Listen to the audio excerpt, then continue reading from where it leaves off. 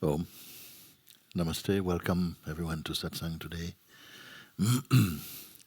And big welcome also to the many friends who are joining us today via broadcasting from all over the world. And we're very happy for this because we know many people would like to be here in person or in form, but for whatever reason are not able to be here in this way. But we can join in real time via internet, so we're very happy for this. And I hope I see also many new faces, and I'm hoping that you're a little familiar with the subject that we meet about today. I don't even want to limit it to say the subject discussed only, because the very totality of us being here is concerning the subject of our true nature. And to come to a clarity, for it seems most human beings are not aware of ourselves at the deepest level. And what is this life? What is this life? And who are we in this life? So this is the topic here.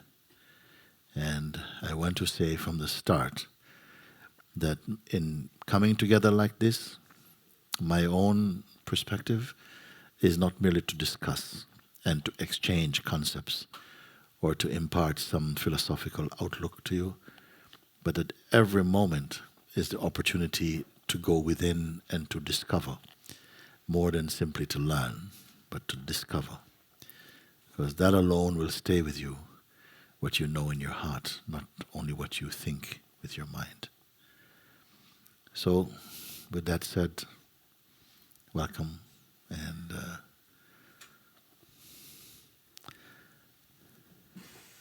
very, very good. Okay, you come in for me.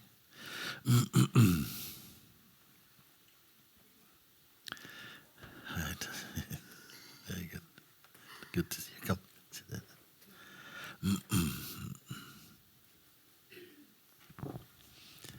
Hi, Guruji. Hi.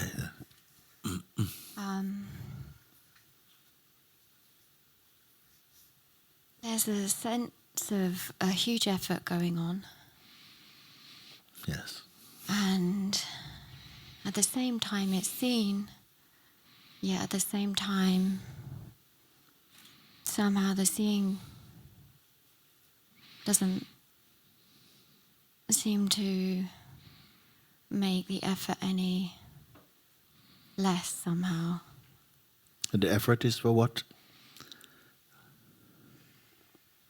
You said there's a huge effort going on. So the effort is for what? Is to be. There's an effort to be. Without the effort to be, what are you? What are you up to? I know it sounds crazy. When you put it like that, yeah. Yeah. Because you must be already, no? Even to be asking the question, no? Then the effort to be is on top of the effortless being. Is there not an effortlessness about being? Huh? Or because we are referred to as human beings, no? Not human becomings. Human being, making effort to be. So I feel it's important to look into that extra. To be what? More than what beingness implies. So, you see, ever to be, it must be something that we picked up and we have not quite understood. And we must not practice something unless you have an understanding what you are doing, you know. So if you try to at least clarify, acutely what it means to practice to be, as it is understood in your own self, what it means. I mean, first of all, is it enough to be? Because everyone know they are. Everybody knows they are. You know the feeling I am, I exist. What is not known is as what do you exist? Because we say I exist, but we when you say who is it that exists, we have not gone further than just the feeling of I. I is what? The person. Largely, it is accepted that when it is said like that, it is spoken by a person. The person exists. You see? But is what you are merely a person? And what is a person?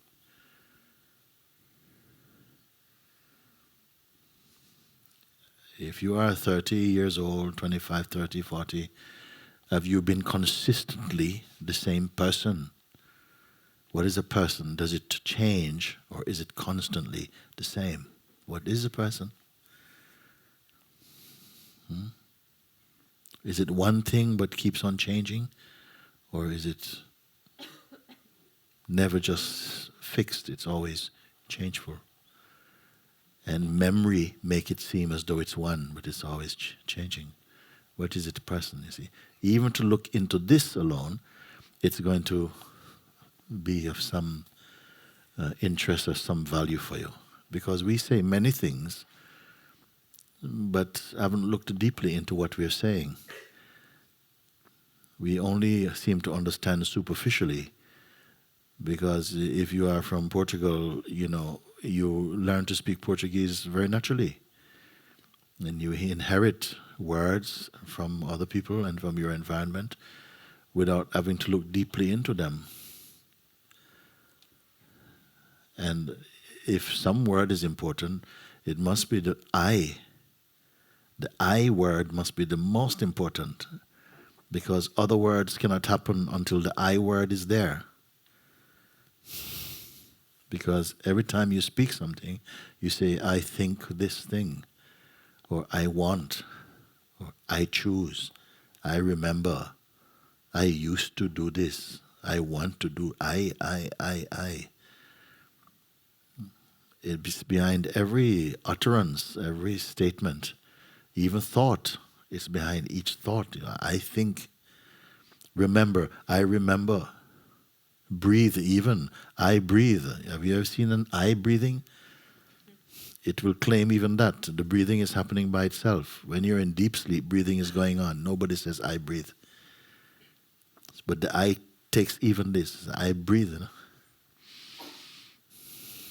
So it's important, as you will come to see more and more, if you want to go more into the subject of your own reality, you will have to find out what I is. Because to find out what everything else in life is without finding out who the I who finds them out is, then your knowledge is not reliable. If you don't know the knower of knowledge, who is I? Is it constant?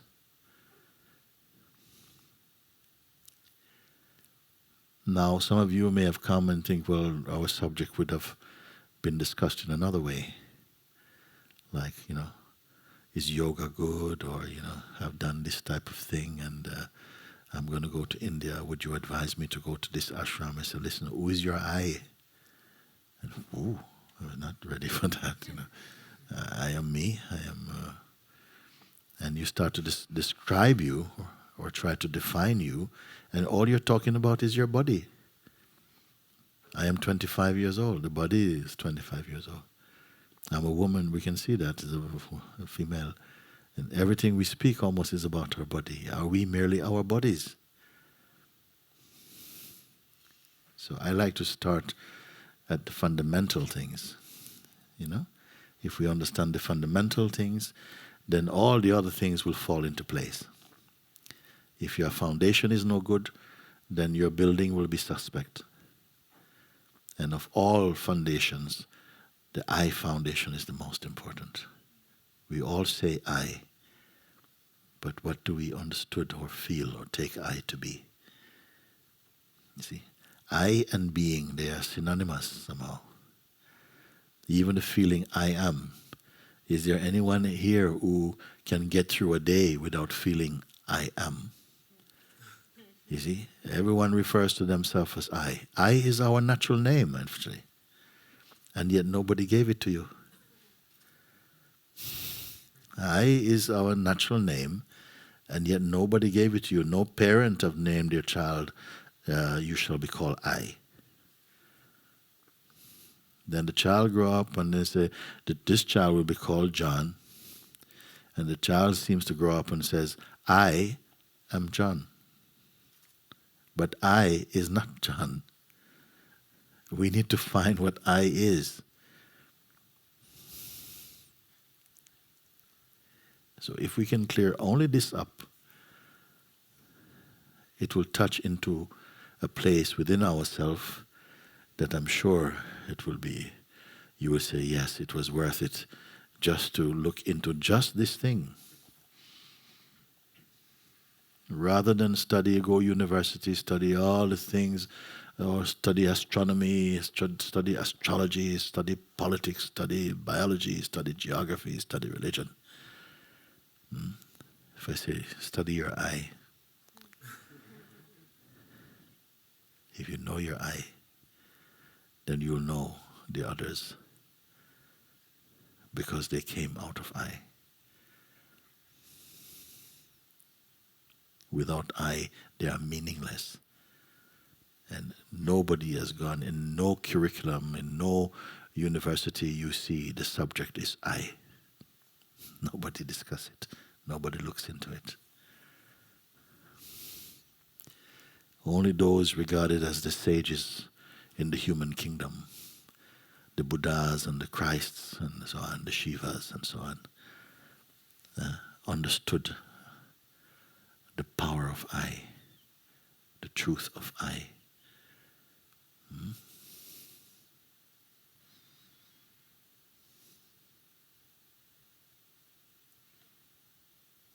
And they found it in its true meaning to be so important that they forgot everything else.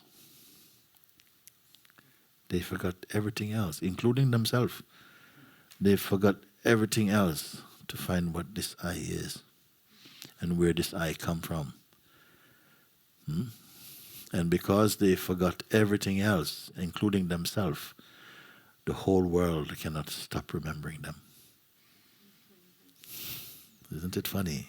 Huh? Yeah. They forgot themselves, and the world cannot forget them. We are desperately trying to remember ourselves, to keep ourselves. To even be important in the world. People there.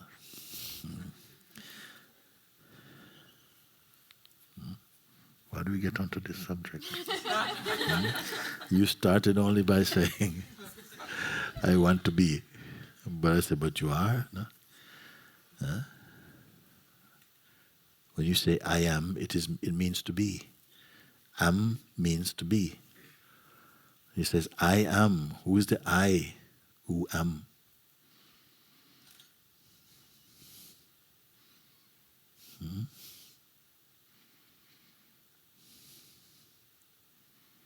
Can you imagine? We know so many subjects. There's no other species on this planet that has studied like the human being. They're the most curious species. They want to know everything, not only on this planet, but other planets also they want to know. Huh? Isn't it? We want to know other planets. We want to know what happened. Some people talk, 50 billion years ago, this was what was happening. And if you ask them what they had for breakfast yesterday, they can't remember. 50 billion years ago.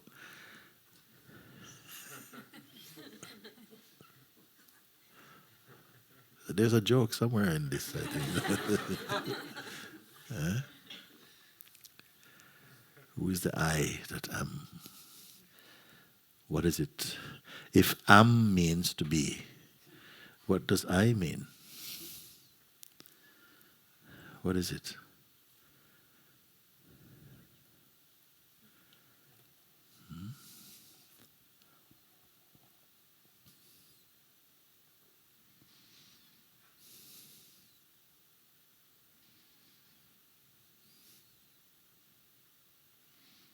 if you don't allow this feeling I to connect with any thought,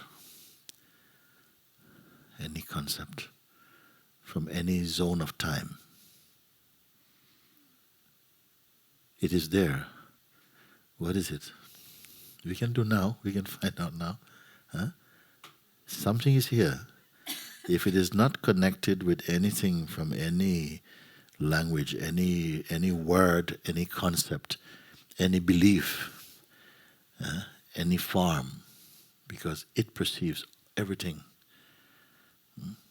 If it is not attached to any or connected with any concept, then try now and see. What is it? Don't say the words, because even the words you speak will not be it. It sees the words being spoken.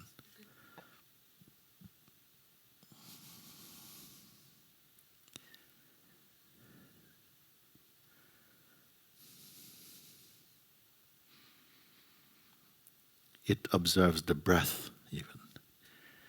It sees seeing.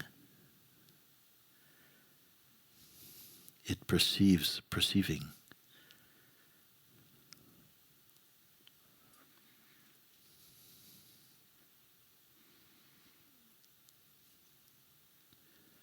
It does not need the mind. It watches mind, but not even with interest. Can you feel? Can you feel or not? Yes. You can feel. What can you describe?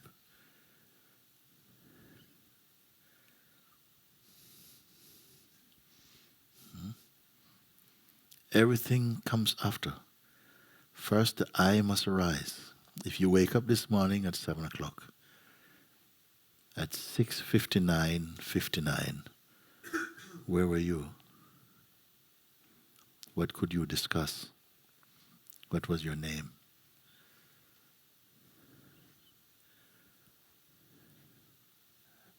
Seven o'clock. Something comes into being. A natural sense of I'm here, even without the words.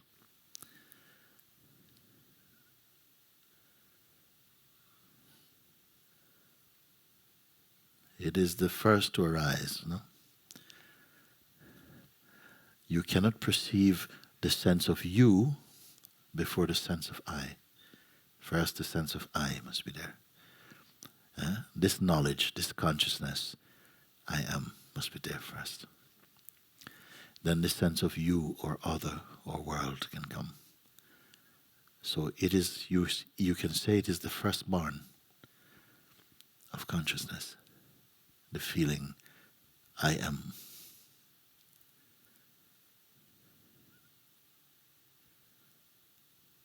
So this I am itself arises, isn't it? Because at 6:59 it was not there. And at 7 it came into being, you can say. It became self-aware. And now it is 3:33. It is still in the waking state. Now it knows time, 3:33.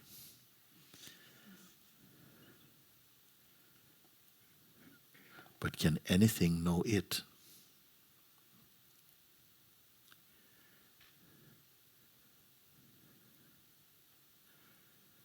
Even to say I am, it knows I am.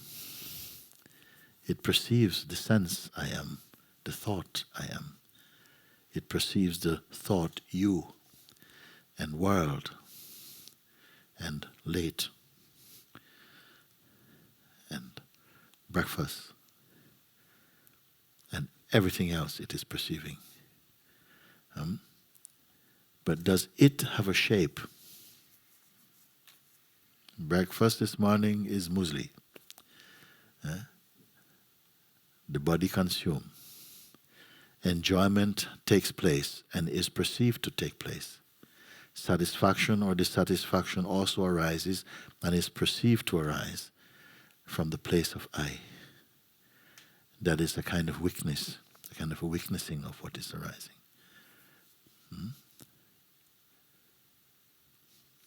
So before even any of this, I say, if you don't attach any intention or idea or identity to I, so nothing at all.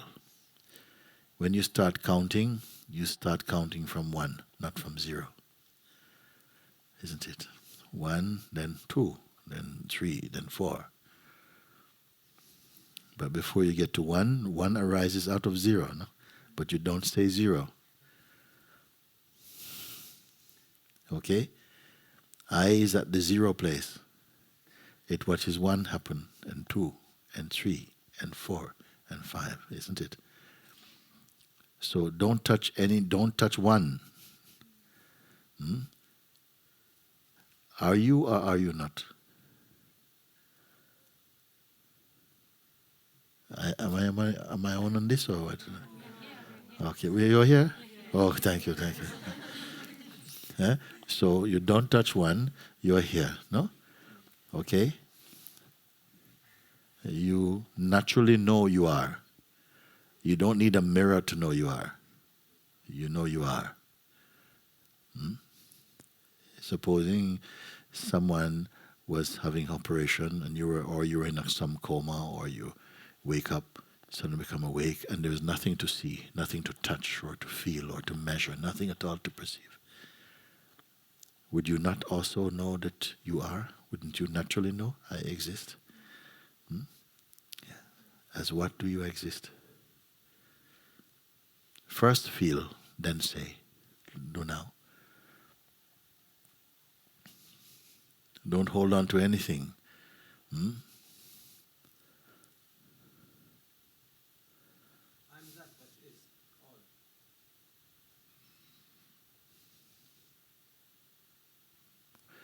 I am that which is. Why all? Where does all come from? All is later.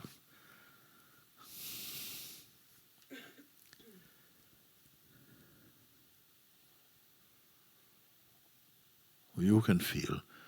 I gave example last week, and I'm going to repeat this week because many are new, and I think it is worth to share. Once we were making one guided meditation, we're recording a guided meditation, where you see, and then at some point I was listening to a guided meditation, and there was a period of silence, no? And the silence, I remember that the silence was longer before, and it was chopped. Someone was editing and felt the silence was too long. And so they chopped some silence, but it was too short now. Okay? So they wanted to put back some silence. Okay? You follow or not? Okay? So what they did was they just recorded blank, some digital silence. They put some digital silence, okay? Then we played. And you can discern the real silence from the digital silence, isn't it? Because the real silence has an atmosphere. The digital silence is dead, isn't it? Nothing in the universe is like this digital silence. It's a newcomer. Okay? This digital silence, okay? When you leave everything now, like this, you leave everything, don't touch anything. What remains here? Is it a digital silence or another silence? Feel your being. What are you perceiving? Is it sound? Is it form? Because I didn't ask you to suppress your senses. I said, don't be attached to them. Leave everything. Yeah, because senses you can perceive also. So don't identify. Don't say I am the hearing. I am the seeing. No. Don't touch anything at all. What is here? It is not a thought. Go beyond thought. Don't touch any thought.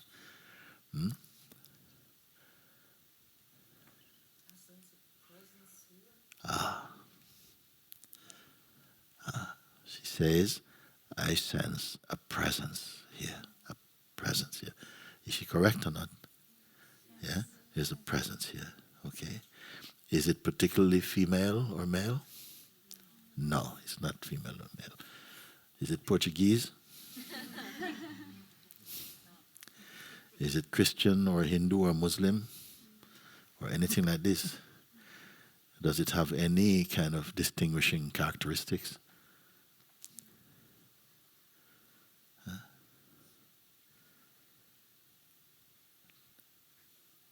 So this presence, which has no data, has no other quality.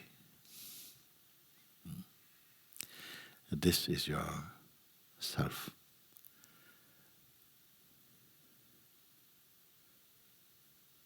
When you're conscious. This is the self of the waking state. You can say like this. This is your dynamic being. This is the seed being.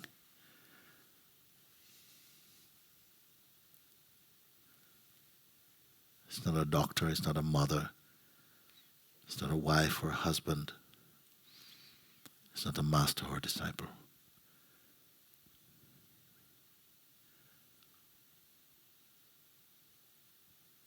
It's not red or blue or pink. It has no size and no shape.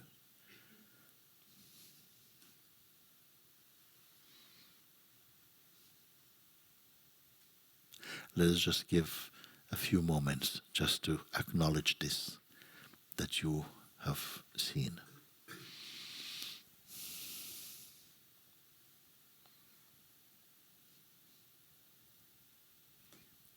Does it know time? Is it affected by time?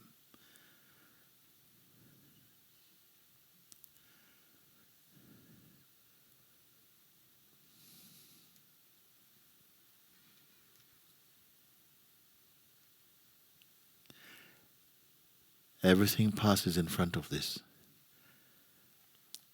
This is the very seat of perception, where even perceiving is perceived. All knowledge reports to this. All knowingness spring from here.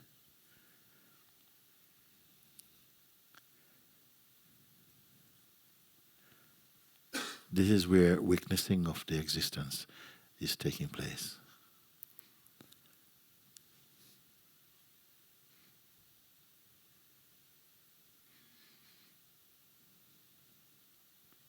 It is referred to as the godly sense or principle inside each form. It announces itself inside the body as the sense, I am. It knows it is.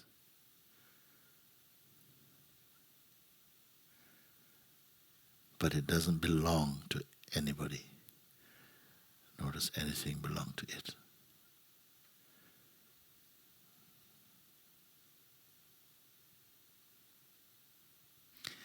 As you become aware of it, notice your inner state.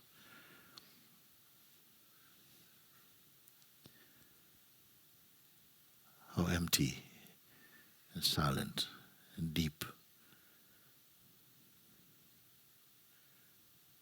Do you feel disturbed? No.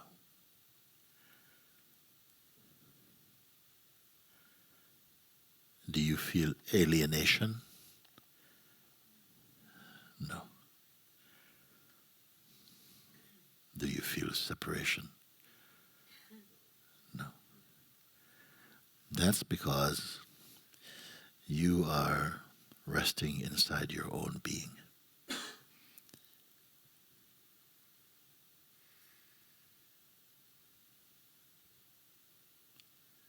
Even to say that you are resting inside your own being is too much.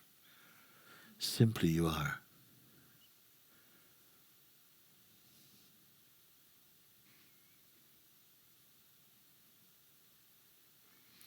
Now, does it take any effort? Forgive me for taking so long to answer your question.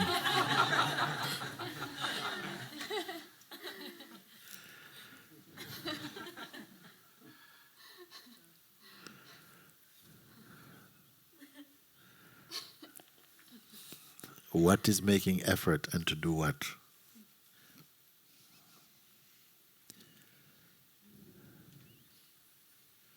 It's the person, the Yeah. identity with the person. Yeah. And could we clearly, because I've heard about this person. I think it's the same guy showing up all over the Same one. world. No? But I want to meet this person. Because it's only been a rumor so far. We want to meet this person. Where is the person?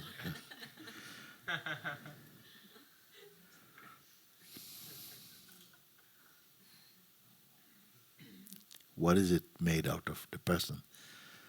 Is it the same as this, the effortless one? Is it the same as the sense of presence? The person? No. No. Okay. There's a mixture of belief, like really a strong belief Yes. of this person or identity that wants to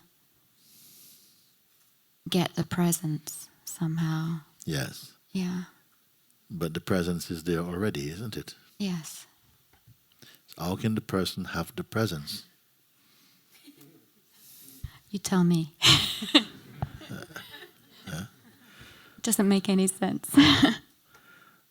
Which is the greater, the presence or the person? It's the presence. Yeah. And everything comes from that. There's Yes. the seeing of that. Oh, okay. And at the same time, this other Where did the person come from? from the presence, Yes. Okay. from the source. Yes. And you are? The presence. Okay. And what does it want? Doesn't want anything.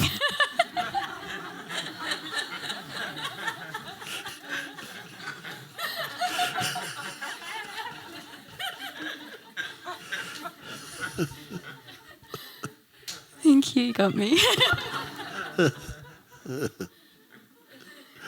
But does the show end there or no? We have to look, no? Because we look for the person because the person wants a lot of things and the person invited, please speak for yourself, okay? Because the presence doesn't want anything, but we hear that person wants a lot of things. Will the person please stand up?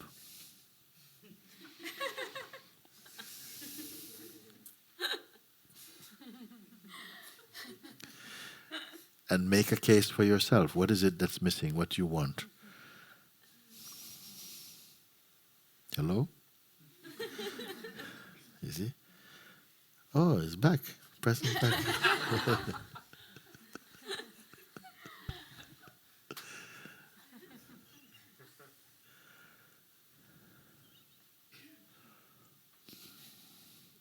Is there two? How many people are living in this house?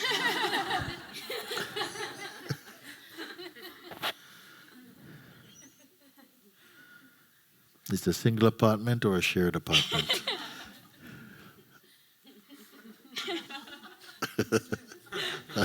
Two eyes or something? Why is it still like going on? You know this. Okay, so this is what we want to find out. First of all, very few people have had the chance, the opportunity to really have a sense or to really recognize or acknowledge or come to a place where you are in the direct experience of presence. So presence and you become the same thing. It's the same thing. Okay? You just have and you are. Now, when the presence disappears, please put your hand up and say, the presence has gone. Only the person is here now. Okay? Okay? Anytime we're here, when the presence just goes or vanish, noisily or quietly, and you become aware of it, just say, up, sorry, presence is gone. Another person. Okay? Like that. So we want to know, why is the person still persisting after you came and you looked and you say, I asked you, this sense of presence is here. Is it shared? Is it a shared accommodation? Is it in there with something else called a person? Did you answer this question? In this house of being, or this house of... It seems to be mixed. Mixed with? The presence with the person. Okay. What would notice this?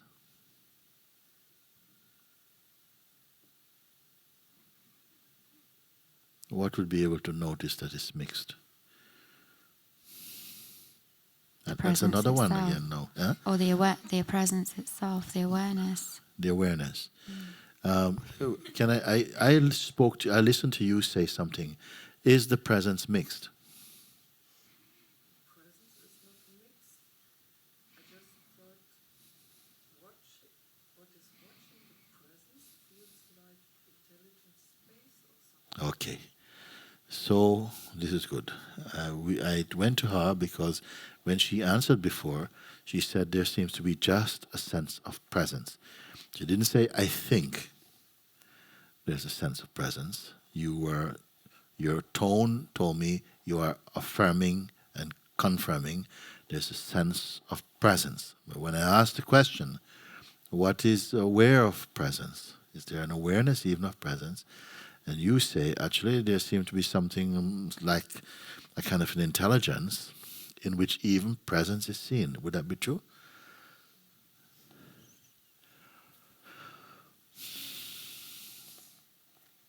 Let's go back again to the sense of presence. Huh? Is there anything wrong in the sense of presence? We are communicating now all together. We're in the room. Close the door, please. Nobody out. Please answer this question. Is there anything wrong or missing with the state of presence? You alone can answer this question now because you don't have any textbook in front of you. What did you say? No. Nothing. Yeah, nothing is wrong with it. So it is quite good. It's quite happy. What is the environment of presence like? How do you feel? You feel well, or you feel just presence now? So, in spite of feeling very, very well, there is even something beyond, it seems, presence, in which even presence itself is perceived. At least someone in this room knows it or sense it. Then that's behind presence. What about in front of presence? What is happening in front of presence? Behind presence, you say, there is a space, like a kind of intelligence. We don't know what to call this thing. It's not even a thing, because is presence a thing? Then even presence itself is perceived, meaning that whatever is perceiving presence is even more subtle than presence even. Okay? So let's go back in front of presence to what we say must be person.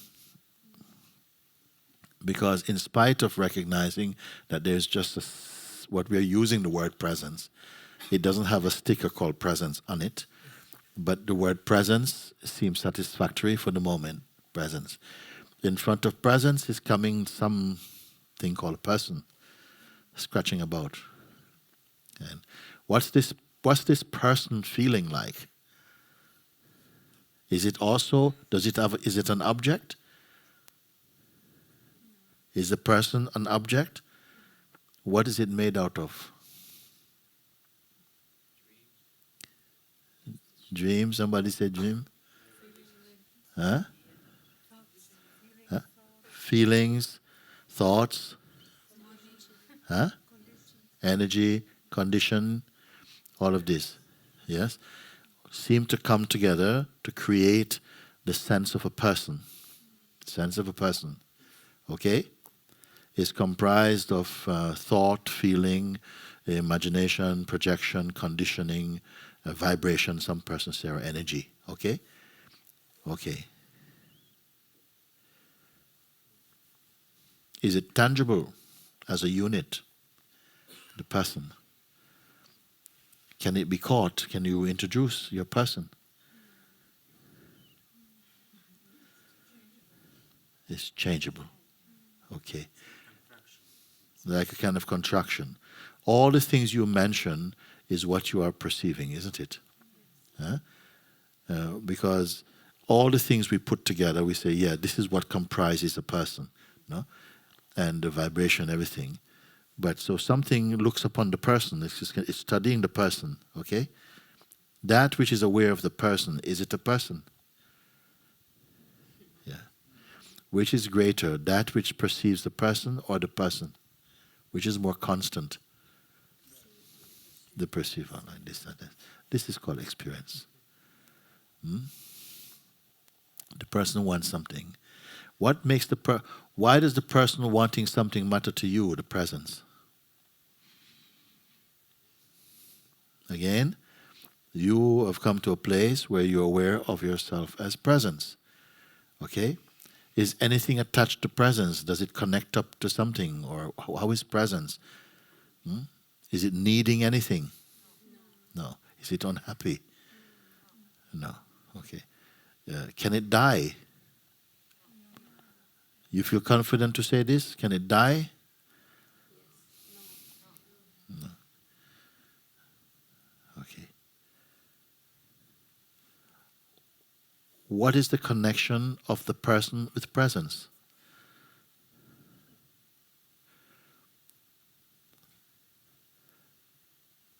When you say I, what are you indicating, the person or the presence?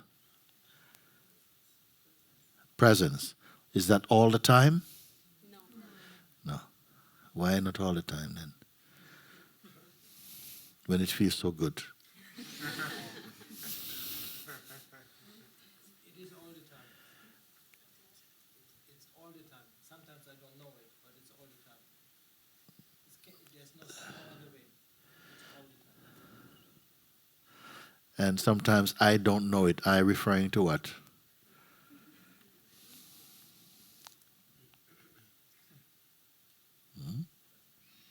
Please look, because we don't have to speculate now, because we are actually in the experience itself. When you're in the experience, you don't speculate.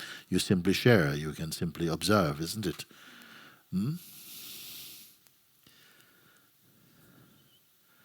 What is the concern for the presence with person?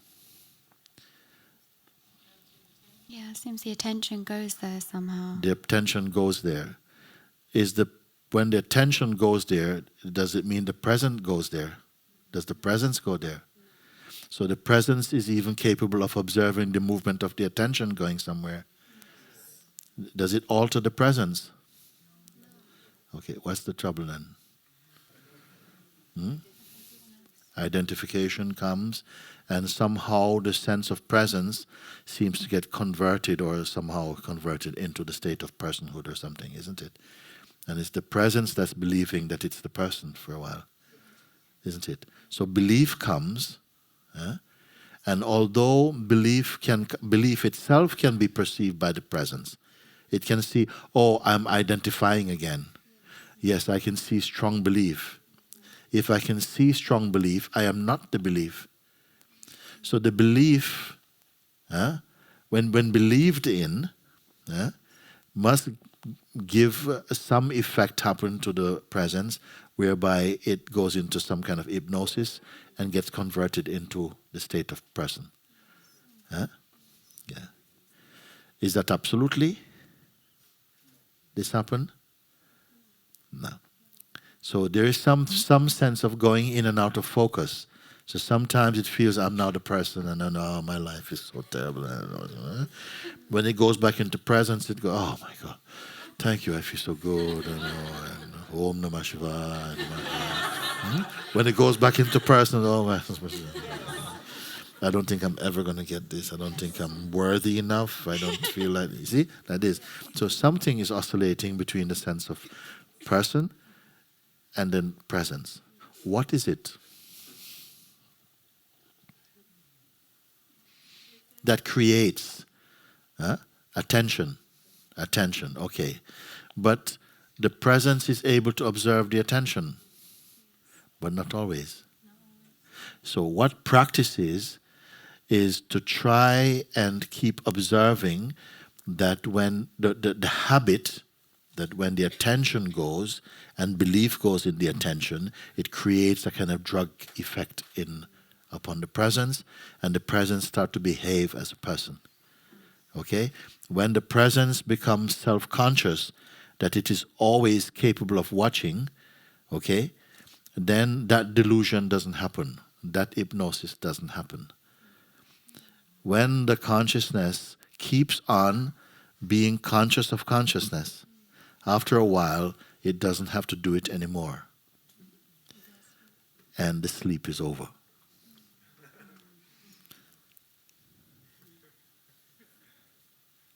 Just like when this body was, what is your name? Priya. When this body was born, the name Priya or any other name didn't come on the forehead. God is sending you, I'm sending you Priya. Yeah?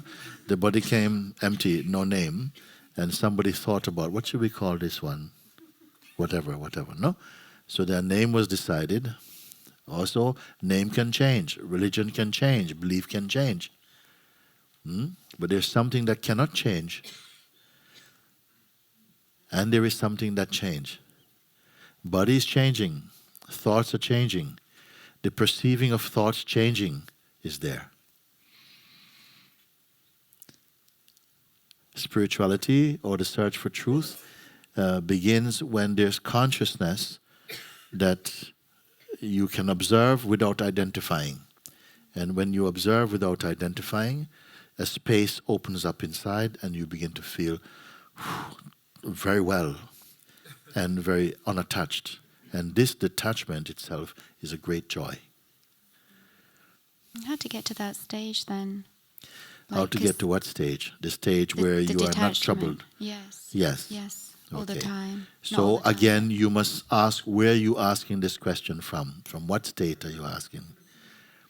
So you are only asking this state from the identified state, isn't it? No, but you must be aware of it. You see? Otherwise, you're just taking your questions for granted. You're not using it. When you say, so how can I get to that state of presence? But you were there just a second ago. The consciousness, what you were just talking about, the consciousness being conscious of. Yes. At first, it is true to habit. The habit, repetitive, of associating with the body, that I am the body. I am the thought, I am the thinker of thoughts, and so on. Now, there's two exercises. One is that you keep saying, but I am not this thing, I'm not this thing. You can look, or you can also recognize that you cannot be it. Rather than simply saying mechanically, I'm not it, you can actually see that all that you see, you're not. All that you see is phenomenal, meaning that it cannot exist independent of your perceiving of it. And keep holding on to the perceiving. Stay at this perceiving place. Just doing that by itself, you'll find that your mind stops worrying. No more worry comes. Because everything that comes, you see it comes and goes. Everything is a cloud, simply coming and going. And you're only the witness of the cloud. You're not a cloud. But that comes from the state of presence. Everything is appearing to it and going, coming and going. Coming and going like this. Only when the presence becomes the person, things become sticky. When the presence becomes person, things become personal. And all problems are personal. That's why the presence has no problem. You understand that this is happening? So for a while, the habit is being seen through, that you keep seeing that it's the habit to just assume you're the person. And this unchecked habit perpetuates the condition of delusion. You're always behaving. Everyone here is consciousness. We are all consciousness. You didn't decide to be. You are, choicelessly consciousness. But what happened is that it was not encouraged in life that we should be self-conscious in the proper way. we became psychologically self-conscious, meaning that you become over-conscious of being a person. And that is a very insecure state. This is why we're not comfortable with each other. True self-consciousness is to be aware that you are the presence, not the person. You see? So when you speak, oh yes, I'm going to go and do this, and what I think, and some people can keep it up for a very, very long time. You know? And I went this, and she said this to me, and I really didn't like it. I told her this, and I'm still going to get you, and I'm not going to resign. And if you listen, you can say, this is all coming from the I am the body, I am the person idea. And yet it's same using the same I. You see? Because I say this, God says, I am. The devil also says, I am. The ego says, I am. So, is it the same thing? And yet, somehow, we are also using the words, I am, mostly to mean I am the body. When your I am becomes I am consciousness or I am presence, your whole world will change. Your whole way of experiencing your life existence will change. Mostly we are speaking on the basis I am the body, I am the person. Now that you are made conscious of it, you will begin to notice your parents are doing it, your teachers are doing it, our employers, your students, everybody, children are doing it, everybody, you are doing it. We all speak from the basis of I am a person. Are we obliged to speak I am the body? Is it something that's unavoidable, or is it just habit? You need to find out. What is important is that there's an awareness that the sense I am a person is not a fact. It's fiction, in fact.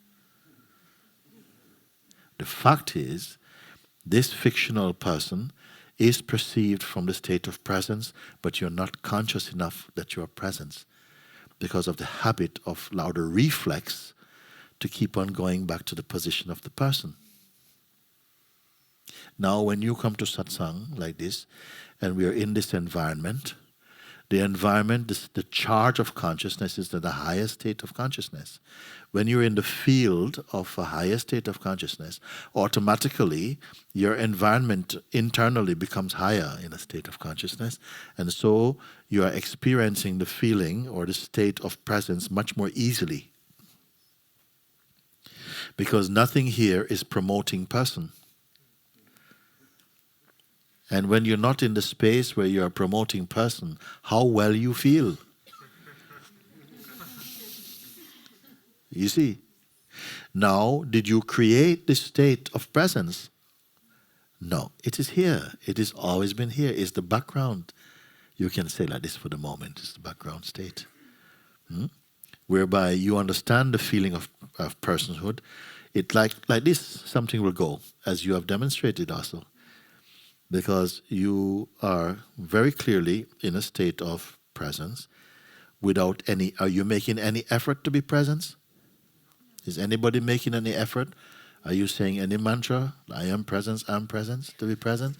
You are naturally in a state of presence, isn't it? The mind at the moment is not liking this at all.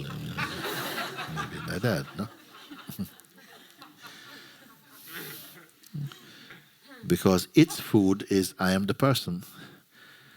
The I am the person mode is hungry for a bit of gossip, a bit of chat, a bit of chit-chat, a bit of nonsense, a bit of this type of stuff. It's a habit. It's like athlete's foot, hitching. So sometimes you have to give the mind a bit of doggy food. Get back into that state. But as you become more accustomed to being in the higher state of your own self, it's not of someone else's self, it's your own self.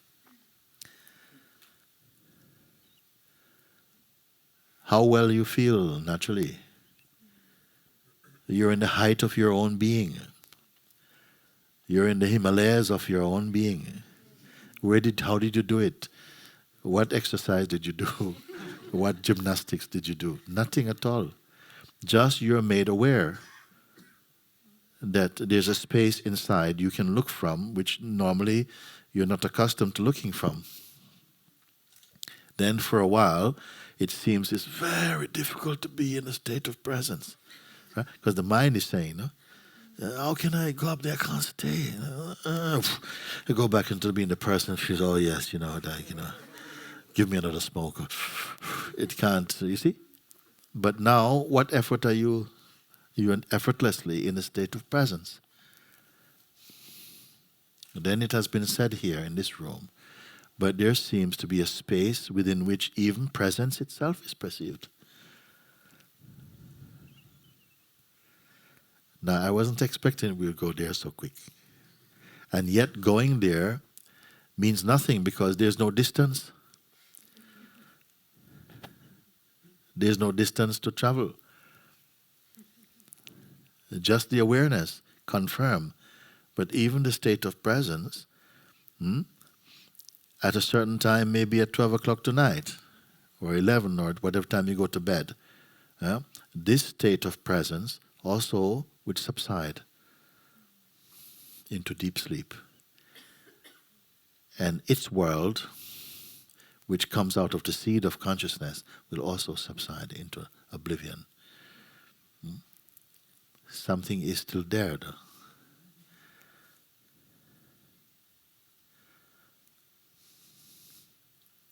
If you are at a state of presence and this presence subsides, it means that you're finished. Or there's some break in your being. If you went to bed at 10 o'clock, wake up at 7, then for 9 hours, you don't exist. Can we look at this together now? Or do we have some space for this? Okay, so let's look at what happened then if you go to bed at 10 and wake up at 7. You see? Now, in the waking state, you have the full awareness of the state of presence.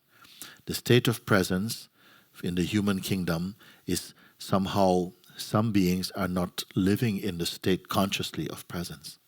When I say of conscious presence, I don't mean that they're being conscious of presence like work. Sometimes it's effortlessly self-conscious, effortlessly presence. They're not doing anything to be presence. And some are doing a lot to be presence. Some have got to do mantras to kind of reach the state of presence. So they may have to speak Om Namah Shivaya, Om Namah Shivaya, Om Namah Shivaya, Om Namah Shivaya. And somehow it lifts the consciousness naturally into the state of presence. And when they're in the state of presence, even if they don't say Om Namah Shivaya, Om Namah Shivaya, somehow unconsciously it still goes on and they're in a state of presence.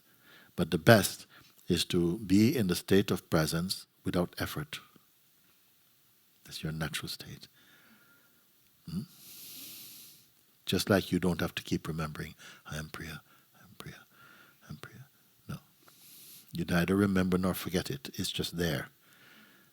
If you're doing some complex work and someone called Jennifer, you will still do your work. Priya, yes? You see? But you're not thinking, I'm Priya. So that feels natural for you. Then the fact that you are consciousness is even more natural than that. Because without consciousness there to remember that you're Priya, if you don't have to make any effort to remember your Priya, then how much effort do you have to remember that you are consciousness? The very fact that you exist means you are consciousness. The very fact that you are existing means you are presence. It's just a habit of converting or believing that the presence is the body and the conditioning which gives rise to the belief you're a person that seems to hide your intuitive knowingness that you are presence. But you are presence. Or consciousness, same thing. But in deep sleep, the sense I am, the feeling of being and witnessing of the world with detachment subsides, go into oblivion. Who are you now?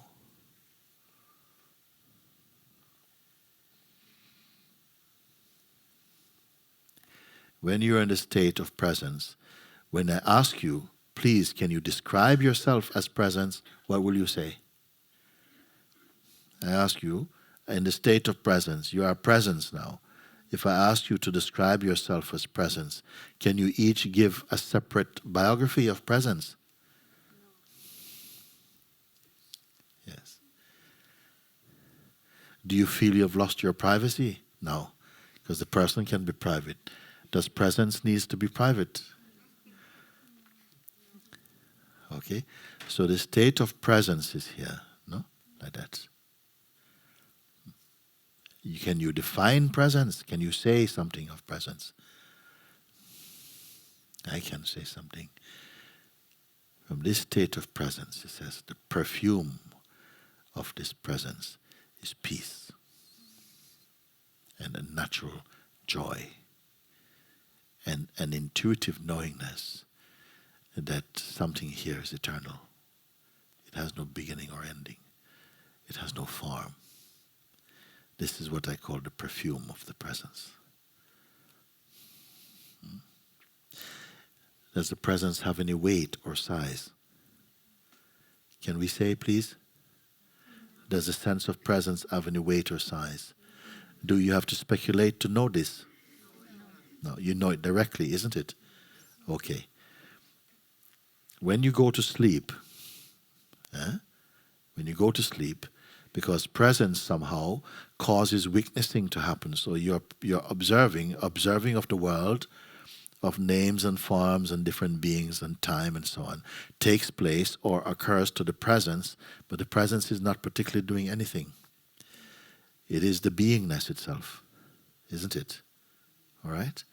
But in deep sleep, witnessing of the world is not there. So even the sense of presence, which is the witness of the manifest world, that functioning also subsides. What remained then?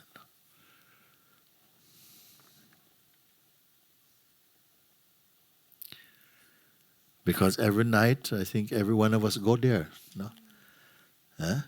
We spend a lot of money to buy the best bed in order to go to this place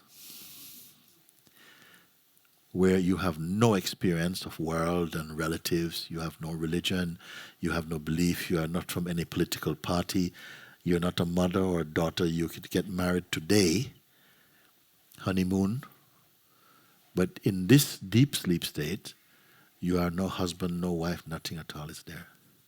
And yet you don't protest. Nobody goes, no, please, no, I don't want to go. I don't want to stop experiencing. Nobody says this. We go nicely. In fact, we should not have to wish each other sweet dreams. Dreams are not that sweet. And also, you don't rest if you're dreaming. Total lights out. Dead sleep. You must wish people dead sleep, isn't it? Nothing to report, isn't it? Because not even your sense I am is there. And we say a day is, in a human measurement, 24 hours. 24 human hours, we say, we call one day. And yet nobody is living consciously 24 hours. So for about 8 hours, you're nobody. You got no name, got no status. You could be the prime minister of your country. You're nobody in deep sleep. Okay? Yeah? And yet everyone loves this state.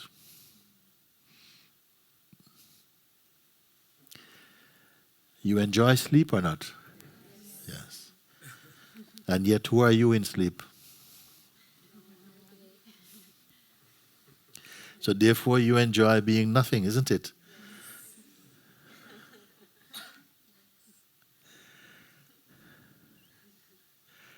Now a sage is the one who enjoys being nothing when they're awake also. You only enjoy being nothing when you're in deep sleep. But if somebody tells you in your waking state you're nothing, you want to fight them, isn't it? Huh? Because in the waking state, you want to be something. So the best thing is to appear to be something, yet inwardly to be nothing. The best of both worlds, isn't it? Because if you tell anyone in the world you are nothing, you're not going to go very far. They will say. Okay? Because everybody just wants to be something. So you don't have to put yourself into difficulty. You can say, what do you do? I say, I am a doctor and so and so. What do you do? Yes, I'm so and so and so. Because they keep them happy. But inside, you stay as nothing.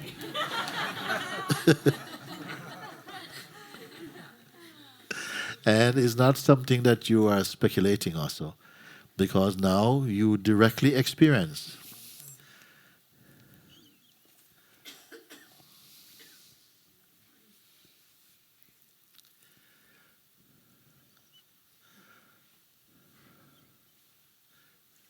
Someone in Sangha say, thank you for allowing me to be nothing. When you are something, you have to keep it up. One time one woman, she says, oh, Mooji Baba, I love to see you because when I talk with you, you always sympathize. Now, if I was to accept this, every time she comes to talk to me, I have to sympathize. And that's the pressure I don't want to keep up. Yeah? Just to accept this compliment, you always understand. I say, sometimes I don't understand. Yeah? Yeah? You always are on my side. No. Sometimes I'm not on your side. What you want to do to accept, oh yes, I am always on your side. Then you always have to be something. So the one who wants to be nothing, they call him wise. Was that one they call Socrates or something? He says, I know nothing. The one knows nothing. Just like in deep sleep, I know nothing. They call him wisest man, wise man. Why they call someone who admits they know nothing wise? Therefore, the one who call Socrates wise must themselves be wise. Isn't it? They must know, listen, you don't know it, so you are wise. Well, you must be wise to know that, isn't it? And then the whole world accept that Socrates is wise for knowing nothing, so they must also be wise, isn't it? Or are we all pretending by that time? I don't know. They say he knows nothing and that means wise, so it is. I don't think anybody here does. Yeah. Do you know him? I don't know him. I never met the guy.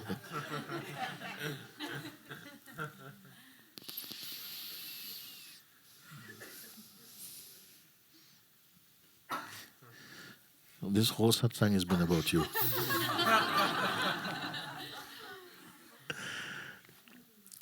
This is what has triggered all of this. It's been worth it or not so far? Yes.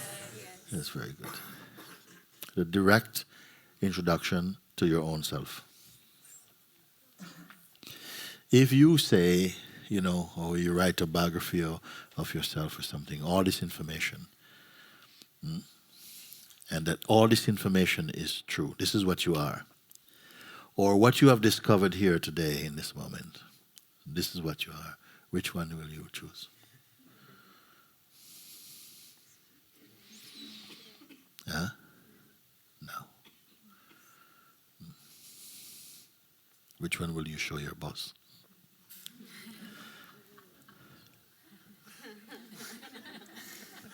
We have to be smart. We are not stupid. No, you show him the other one, no? You show him the other one, but this one you keep yourself. Because in being nothing, it doesn't mean that you perform less. In fact, sometimes you perform much better because you're not so attached.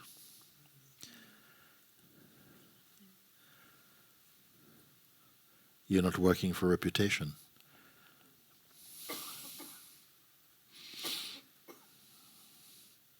Just like you go to the bank and you talk to the bank clerk at the window and you talk about, and she says, well, we give this much, and here, well, we will give you that, and talk about, as though it's her money, but it's not her money personally at all. You see? In the same way we speak, I did this and I am doing that, but inside it's not quite so. And this is why you'll find amongst many people who have reached a certain stage of awakening, they can tell you, I am, in a way, I'm sharing, but I'm not sharing. I'm giving, but not giving. Something appears to be giving, but inside, behind this, there's neither giving nor receiving.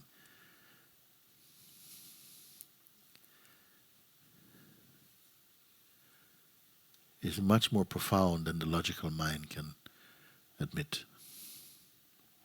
Because when we live as a person, we're living in only one dimension.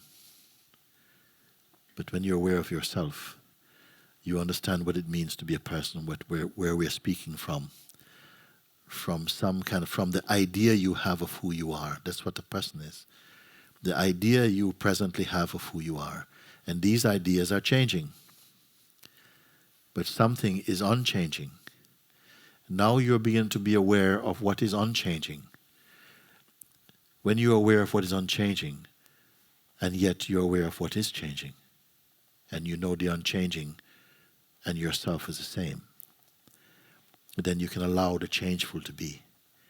When you put so much effort in the changeful, we are always making unreasonable attempts to try and prevent change at a certain point.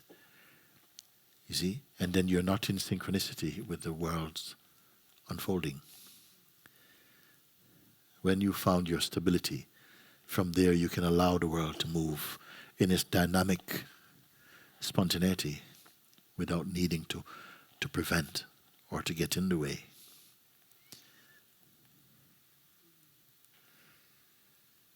Has anyone lost presence since we've been talking? Has presence departed somewhere? Here, somebody said yes? Yeah, where, who? Which one?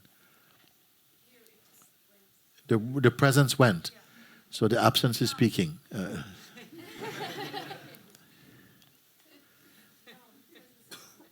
The presence is speaking. Yes.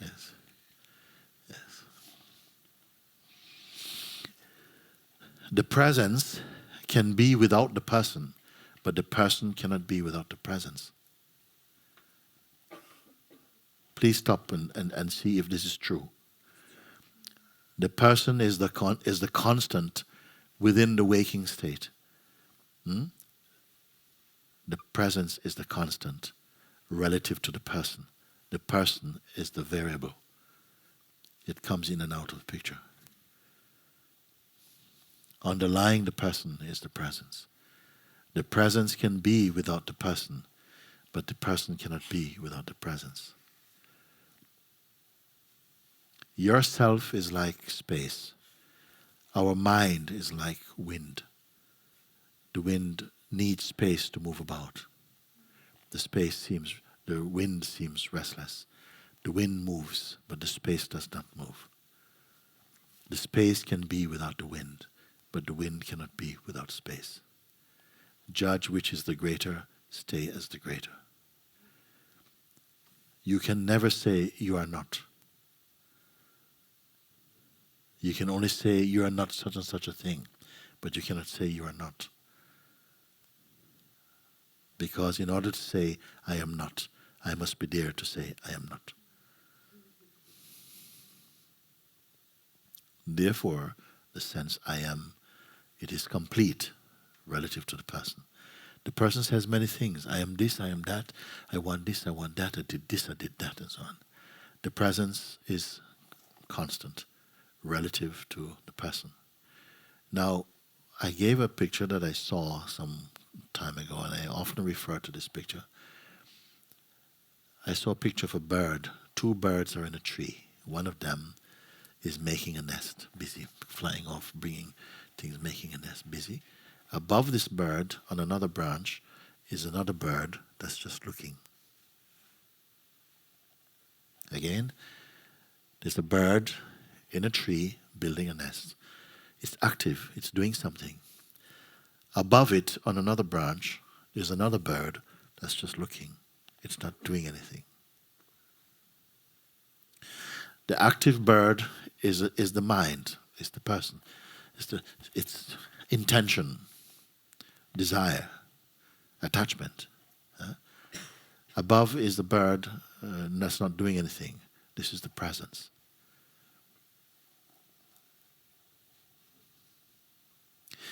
I'm only talking about aspects of one thing. You see? The active bird that's moving about is our dynamic activity. The passive bird is the state of presence, from where witnessing of the activity is taking place. Are we aware of this or not? Just like you can feel the sense of a headache coming and getting stronger and then going, and you know you're not the headache at any point. So you experience feelings and emotions coming and going, knowing you're not them. It is only when we believe I am the body, I am this particular body, and the conditioning that arose for this body. When I believe this, I can believe other conditioning that come on top of this easily. When you become aware of the sense of presence, that it simply is, it's not on the way to somewhere. Feel this now. Like a vastness, a silence, is much bigger than your body. You are not something that's stuffed inside this body as far as your fingertips and as high as your head. From the perspective of presence or consciousness, you can say, I am in the body, but you can also say, the body is in me. In fact, all bodies are in me. Everything I see is in me as consciousness. But if I believe I'm only the body, I feel, well, only what I can see. But I am always apart. Everything appears inside consciousness. Just like a movie is watched only on the screen on which it's projected. Beyond the screen it is not. In the same way, we are perceiving on the screen of consciousness. The difference is that this is a three-dimensional screen in which we also play a part as this person moving in it. At a certain point, you're able to perceive without the identity or the belief that you are a person. There's only functioning. Now, it may sound a bit cold, because we feel that the person brings heat and passion to something. But as you become aware of presence again, please do that now. Is presence cold? No. You see?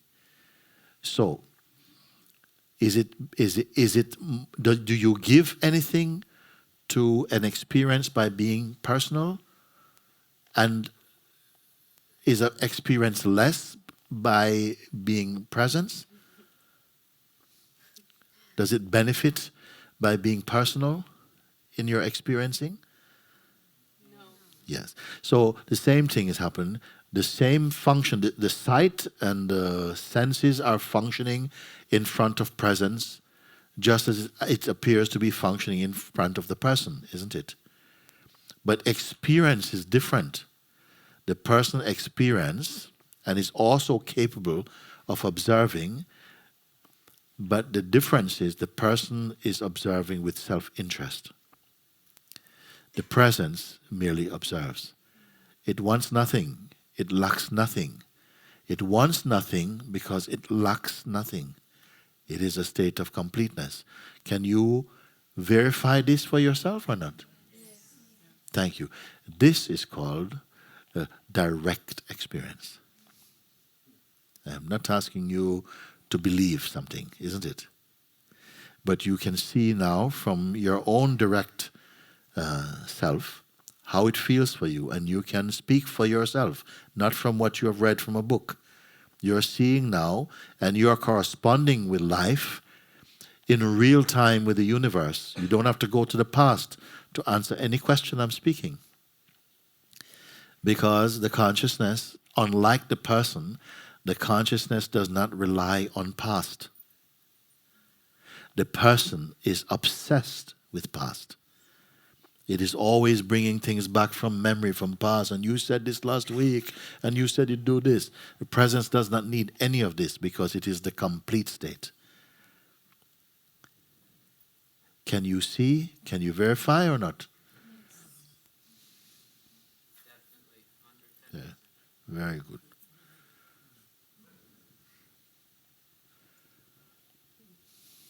Take a few seconds again. Just simply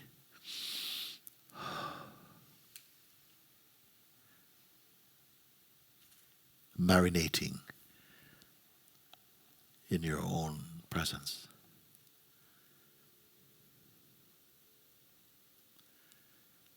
Neither doing nor undoing.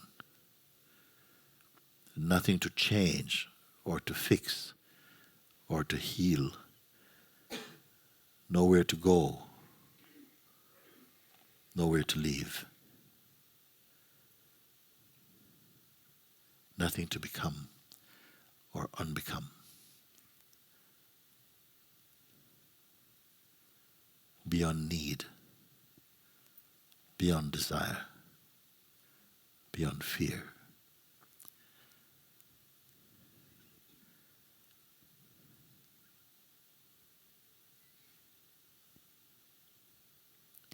Not waiting, not needing next, nor past. Not supported by any concept, not affected by any concept. Pure awareness.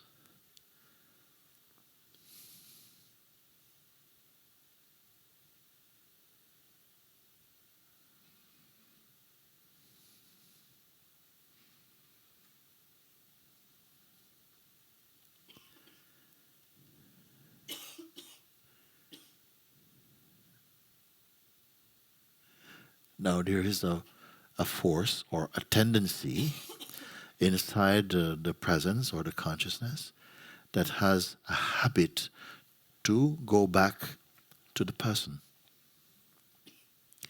to relate from the person, and to hold your attention on trivial things.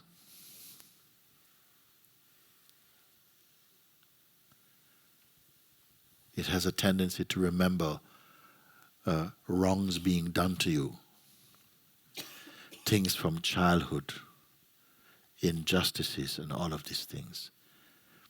But it does not serve your truth. It only keeps you feeling personal. Are you aware of this tendency? Yes. Okay? Don't worry. They are there from habit. You simply keep acknowledging the presence and that the person is a construct. The person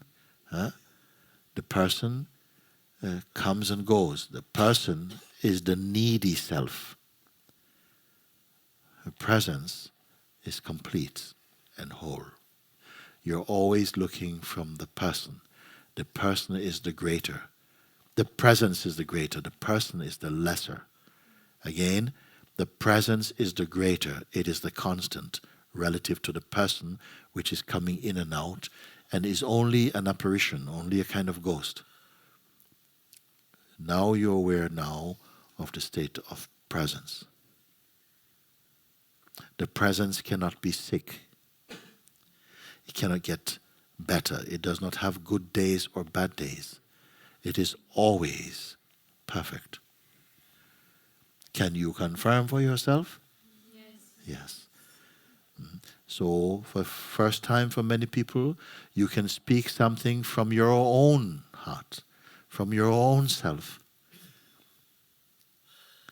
without relying on something from the past, what somebody else have said, what's something that you believe. You can speak directly from the state of presence.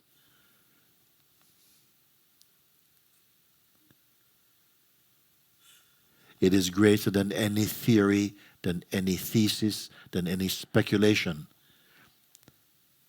It is your immediate and direct experience. There's not a lot you need to know, in fact. There is studied knowledge, and there is intuitive and spontaneous knowledge.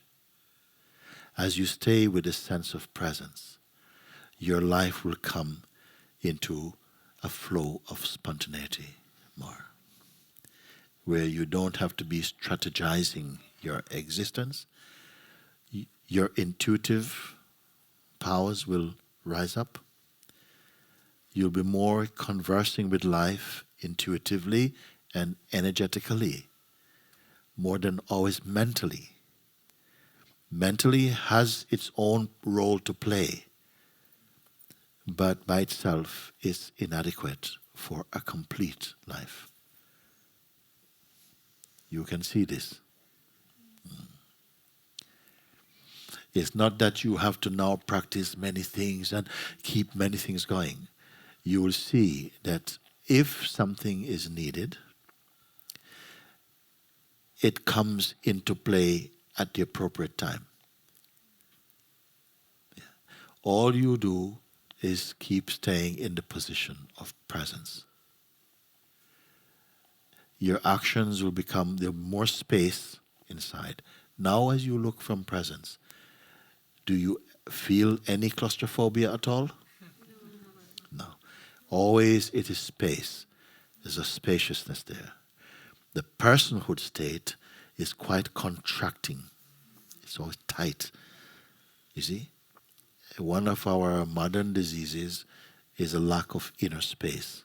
But it's only because we're living life too personally. From the state of presence, you're not living life personally. The person is only a mask that is worn for a short time by the state of presence. The mask is not what the presence is.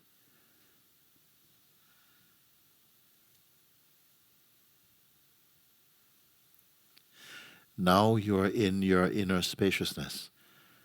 Even this spaciousness is not quite inner. It's got no dimension. Inner, outer, it's beyond this, in fact.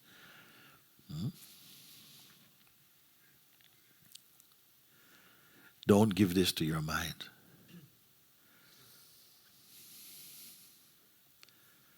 Don't try to capture with your mind. There's nothing you need to capture.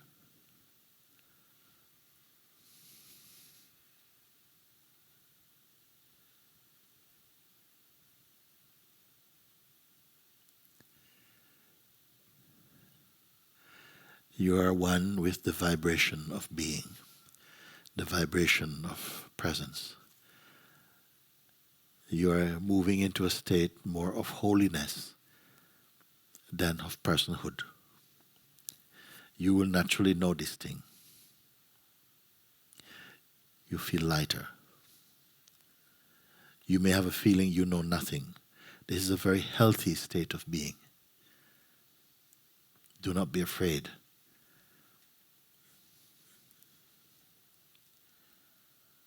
If a thing needs to be known, it will manifest quite spontaneously. You will notice this. If it doesn't manifest, simply keep quiet. You don't have to know everything.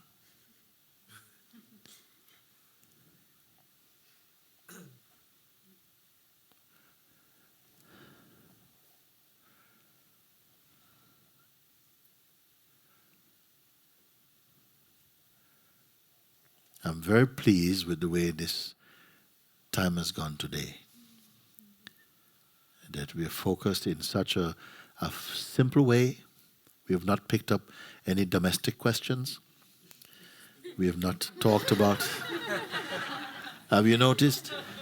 And we have not talked about this thing and lots of problems and so on. Simply focusing on the sense of being. We didn't go somewhere to get the being. We didn't rent it from somewhere. It is always here. from within your own self without turning to the left or to the right, up or down. You are in direct oneness with yourself.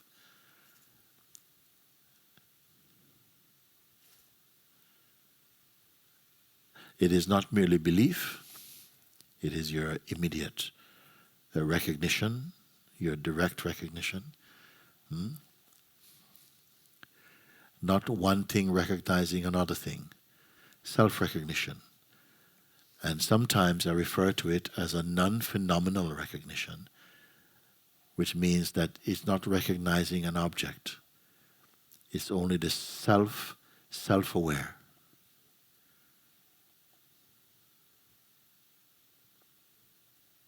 Spiritual knowledge is not about amassing lofty spiritual or philosophical concepts.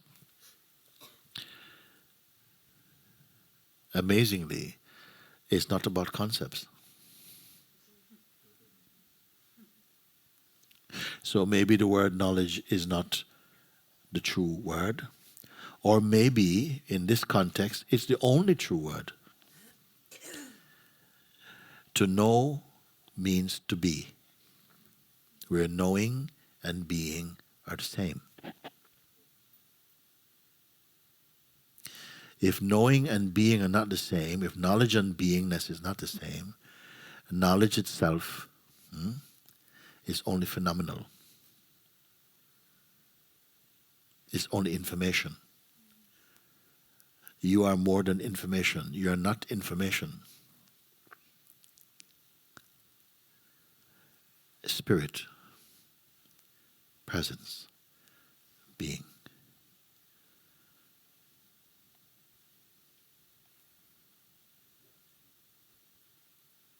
This is true for everyone. One religion doesn't have it more than another. One people don't have it more than another. In fact, nobody has it. It has you. But higher than that, there is no you personally, in fact. It is just a working title.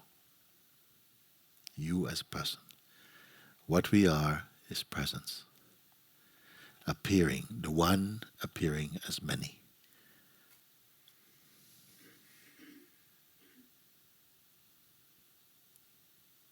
The many recognizing it is one.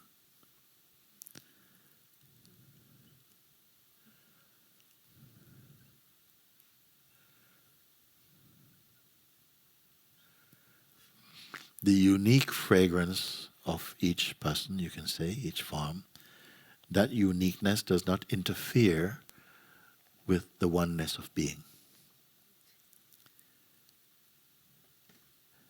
In fact, it only sings its magnificence. That even on one flower, each petal is unique. So consciousness in each form expresses uniquely, yet one common source. Consciousness is our language and our being. Consciousness conversing with consciousness about consciousness.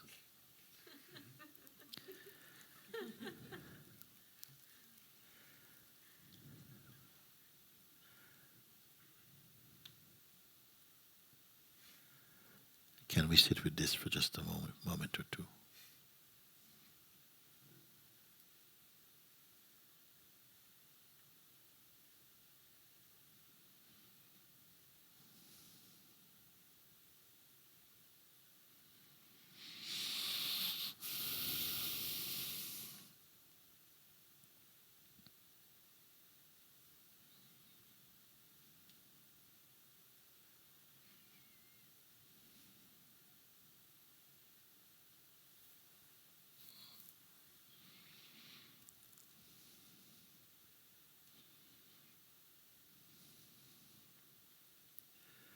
Notice that as we are sitting here, wherever you find yourself,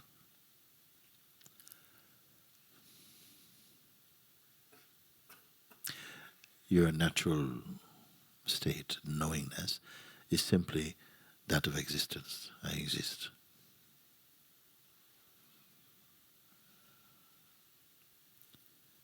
No effort needs to be made, no striving. Simply, you are. More information is not required. This sense I am is not information.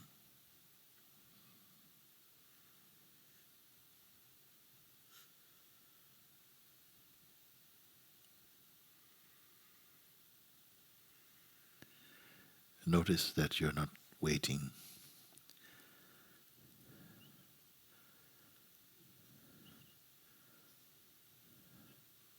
Nothing, no event or object or action can make you more you.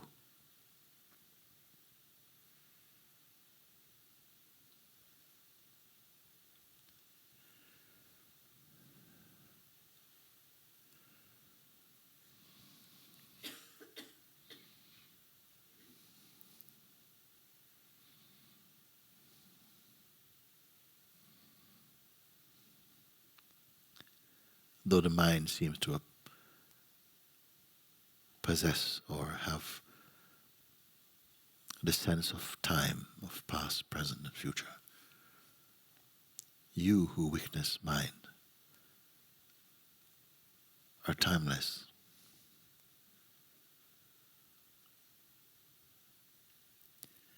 Beyond all categories,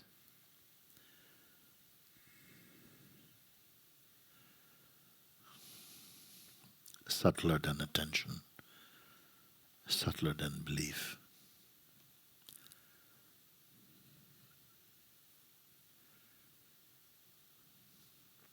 Subtler than all concepts, subtler than space even, for space is perceived in you.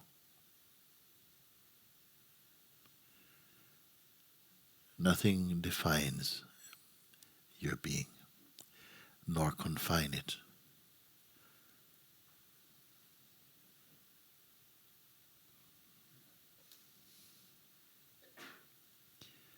You're not on a journey. You're simply here.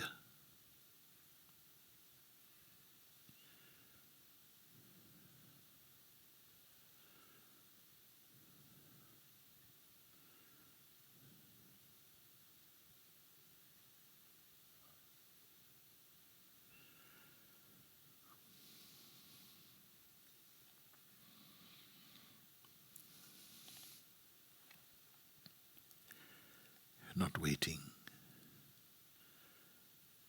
not expecting.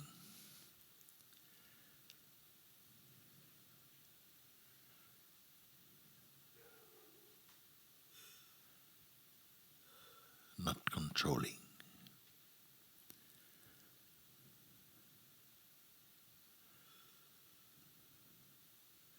Not receiving, not giving.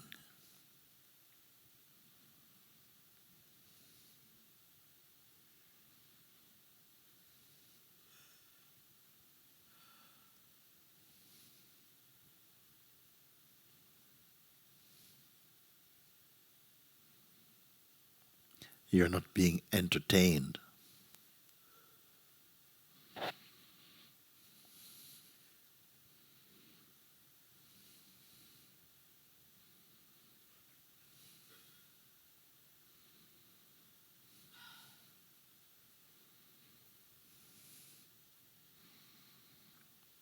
You're not seeking or pursuing.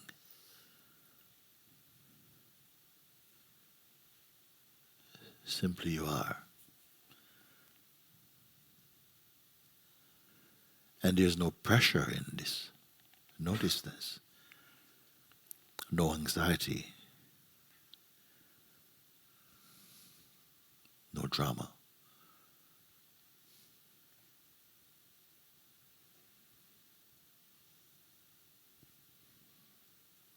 There's no threat.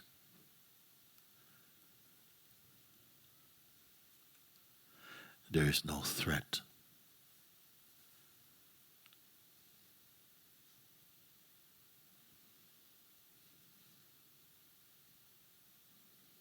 There is nothing to protect or defend.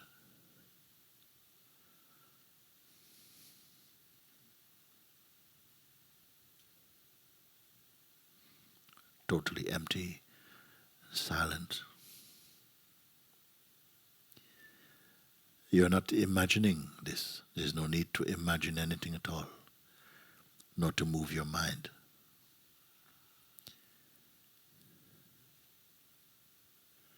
You're not in a state of stress. You're not holding anything together. There is no need.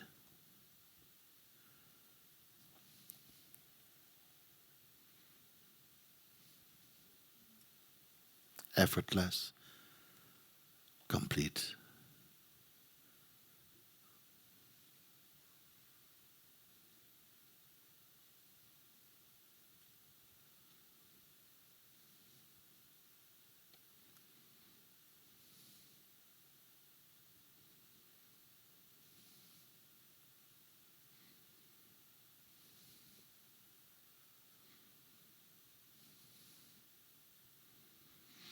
You're not in a state of transformation.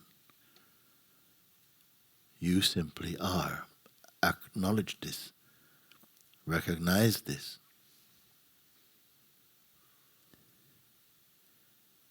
Nothing is against you.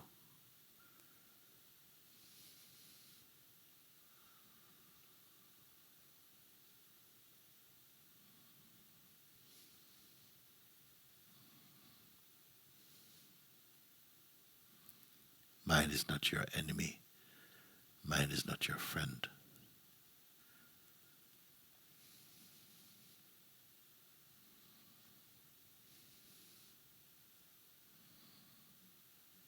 You're neither sociable nor unsociable.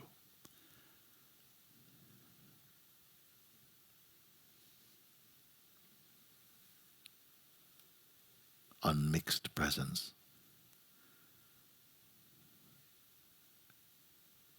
Timelessly complete.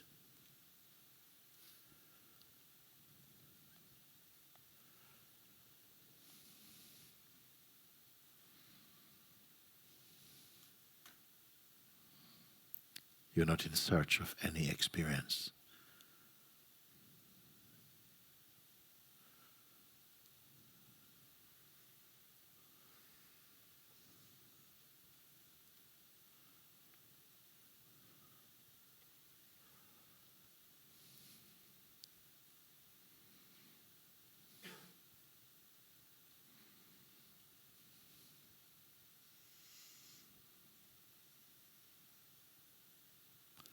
Like space, you're everywhere.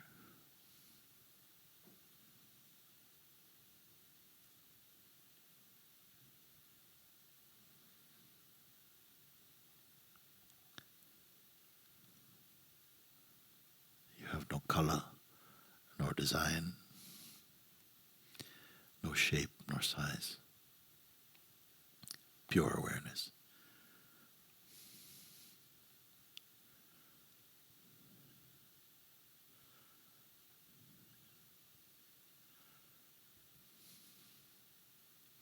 This body is merely a vessel, a house, a temple, that you reside for a time. But you are the imperishable, the unbound. This is not a compliment.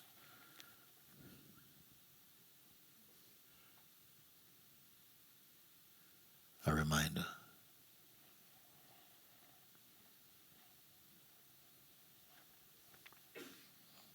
You're not a work in progress.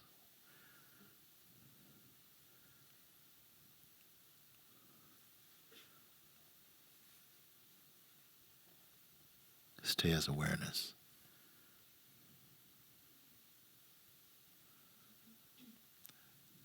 There's no strain.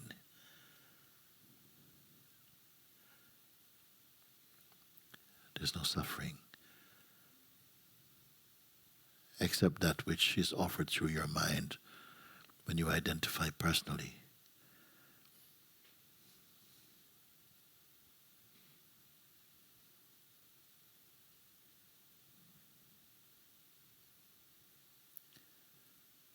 As pure awareness, there's nothing to give up or to change. There never was. Nothing sticks to you. For this, you must descend into the state of personhood.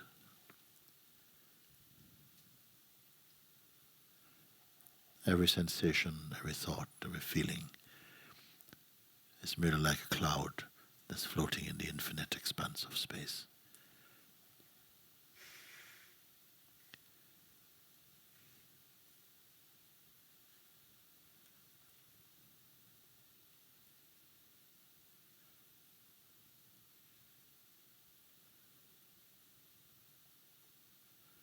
You're not your mind, nor your thinking.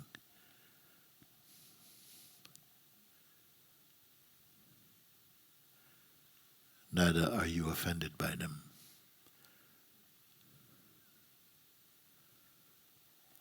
Let things come and go as they will.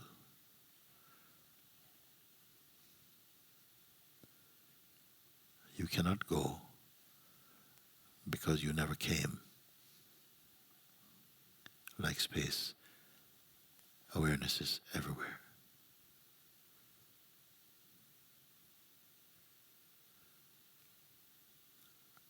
Remember and know this deep inside your being.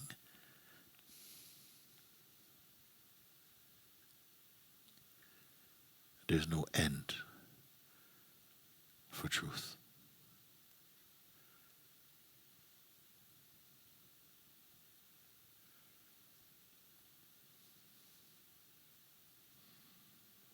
You're neither a good story nor a bad story. All things come and go. Let them come and go. You're the witness only of them.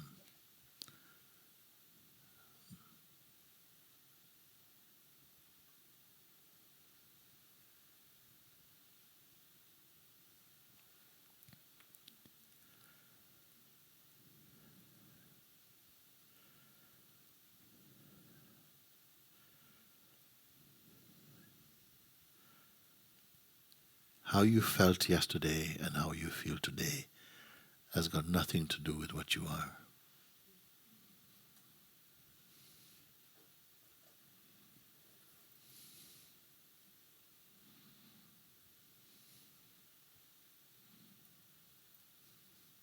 Feelings come and go, as does everything else. Remember this. Observe this.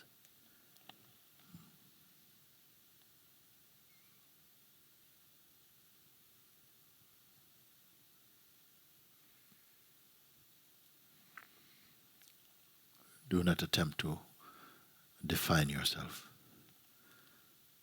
because to define is to confine that which is ever free.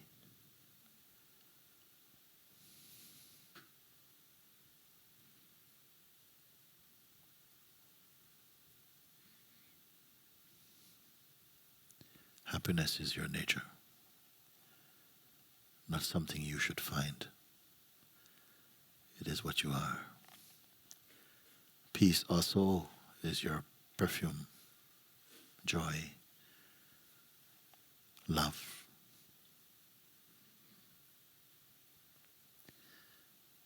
It seems as though we forgot this.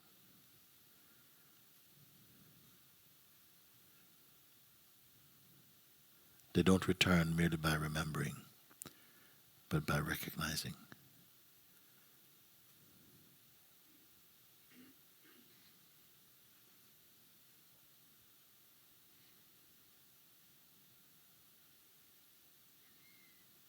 Om Namah Shivaya.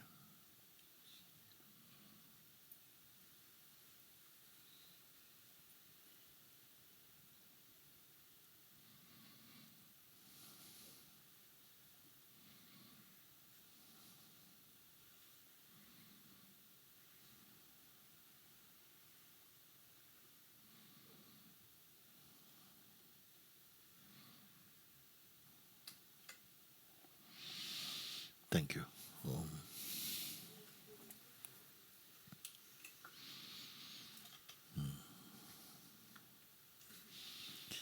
Okay.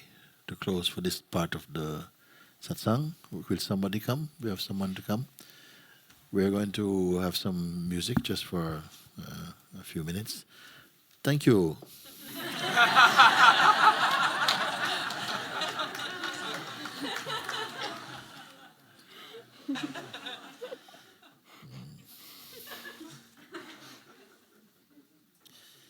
The name Priya is really the beloved, you know. All this was about the beloved. We are both the beloved and the lover.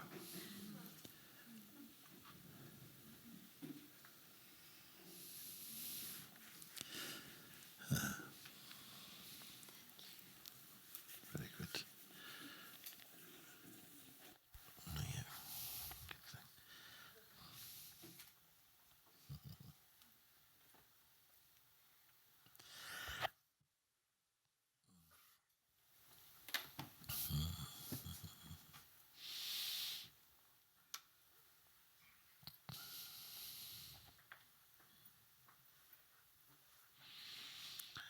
So at the end of this bhajan, we will just have a break for 15 minutes, take some chai, and those of you who feel you need to leave, you can leave.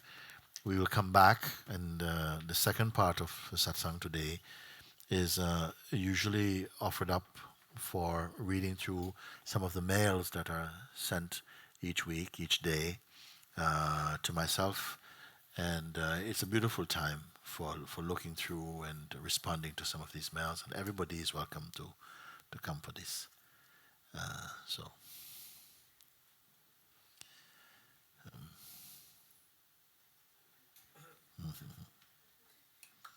thank you.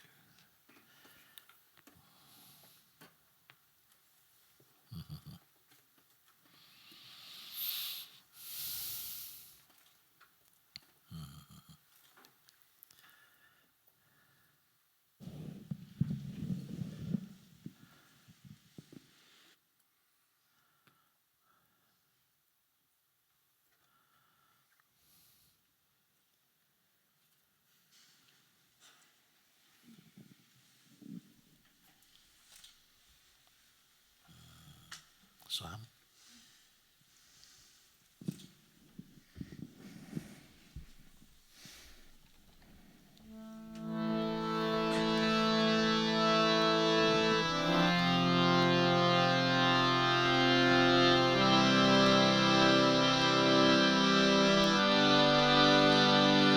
Hari Om, Hari Om, Hari Om, Namah Shivaya.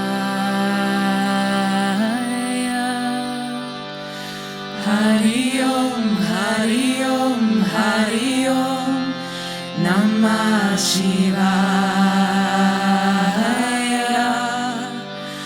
Hari Om, Hari Om, Hari Om, Namah Shivaya. Hari Om, Hari Om, Hari Om, Namah Shivaya. Hari Om, Hari Om, Hari Om, Namah Shivaya. Hari Om, Hari Om, Hari Om, Namah Shivaya. Shivaya. Shivaya. Shivaya. Shivaya. Hari Om, Hari Om, Hari Om, Namah Shivaya. Hari Om, Namah Shivaya. Hari Om, Hari Om, Hari Om, Namah Shivaya. Hari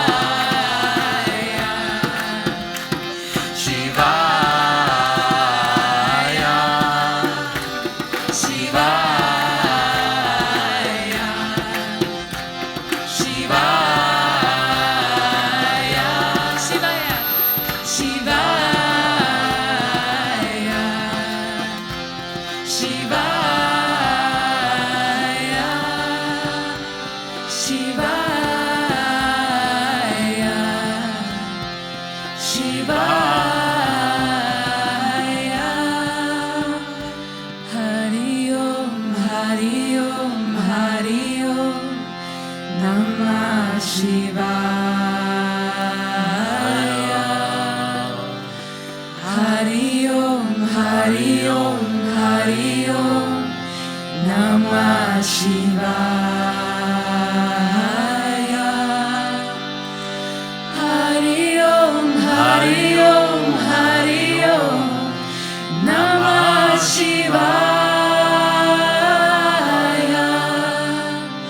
Hari Om, Hari Om, Hari Om, Namah Shivaya.